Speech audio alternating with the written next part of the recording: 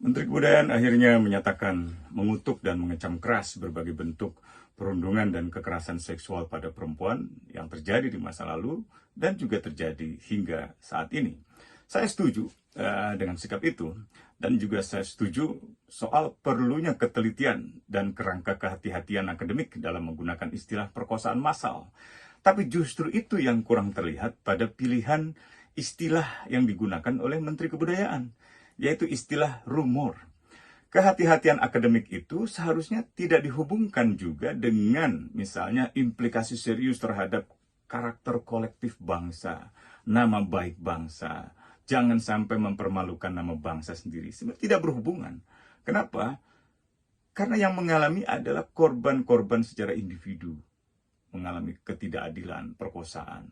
Dan sejarah memang perlu bersandar pada fakta-fakta hukum ya, atau fakta-fakta akademik katakanlah begitu ya, bersifat ilmiah gitu ya. Tapi justru anggapan bahwa perkosaan massal itu adalah rumor tidak mencerminkan keilmiahannya, tidak mencerminkan bahwa itu memiliki fakta-fakta hukum dan akademik gitu.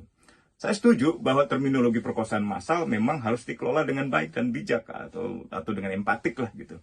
Tapi justru dengan prinsip kebijaksanaan dan sikap empatik itu seharusnya Menteri Kebudayaan tidak mengeluarkan istilah rumor sebagai sikapnya yang meragukan adanya perkosaan massal itu. Kalau benar hati-hati, ya, mengapa tidak rujuk saja pada katakanlah, oh saya tidak merupakan pihak yang otoritatif, sebaiknya tanyakan saja kepada Komisi Nasional Hak Asasi Manusia atau Komisi Nasional Anti Kekerasan Terhadap Perempuan. Atau katakanlah kalau ia mengetahui bahwa pernah ada tim gabungan pencari fakta, rujuk saja pada laporan tim gabungan pencari fakta. Karena Menteri Kebudayaan tidak pernah dilibatkan dalam penyelidikan resmi. Menteri Kebudayaan juga tidak memiliki otoritas untuk menyebutkan peristiwa perkosaan massal itu ada atau tidak. Apakah perkosaan massal itu pelanggaran HAM berat atau tidak gitu. Saya menilai ajakan Menteri Kebudayaan untuk bersikap terbuka juga tidak tercermin di dalam proses penulisan ulang sejarah.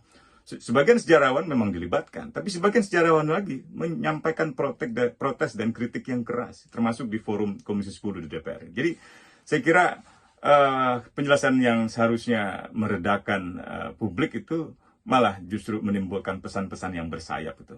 Menteri Kebudayaan masih dalam proses penyangkalan.